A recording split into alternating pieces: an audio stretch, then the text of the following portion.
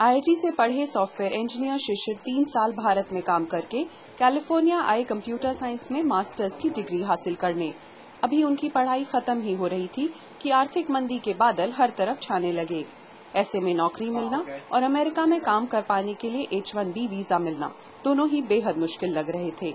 लेकिन शिशिर को silicon valley की एक कंपनी में अच्छा काम मिला और उनकी H-1B वीजा की एप्लीकेशन भी भरी जा चुकी है।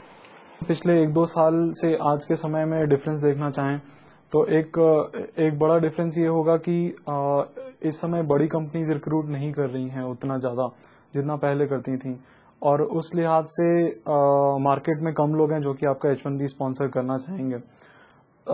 फिर भी मैं ये कहना चाहूँगा कि अगर आप अपने काम में अच्छे हैं, अगर आपके पास एक अच्छा नॉलेज बेस है, अगर आपके पास एक डिसेंट वर्क एक्सपीरियंस है, तो फिर भी इस मार्केट में आप ऐसी कंपनीज खोज सकते हैं जो कि एक अच्छा काम कर रही हैं, कटिंग एज पे कर रही हैं।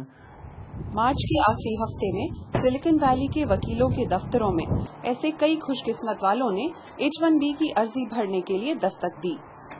I'm really feeling lucky that during this recession time, I have been offered a job and my H-1B will be filed because it's now this period of time there hasn't been so much H-1Bs.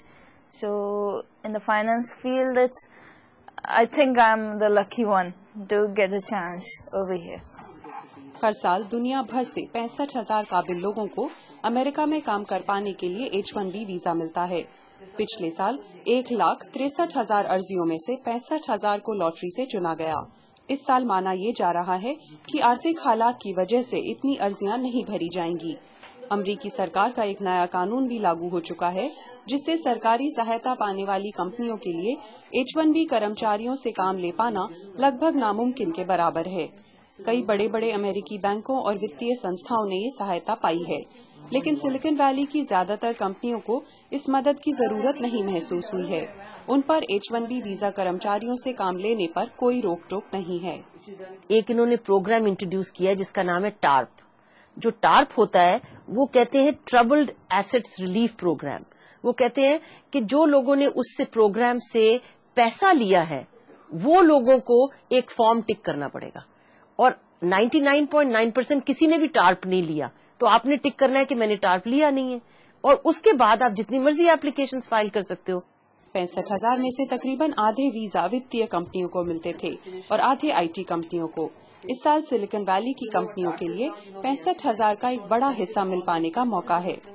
यहाँ की नामी कंपनियों की कामयाबी में H-1B visa पर America आए काबिल सॉफ्टवेयर इंजीनियर्स की अहम भूमिका रही है। H-1B हमारे को इनकम लाके देने वाला हथियार है।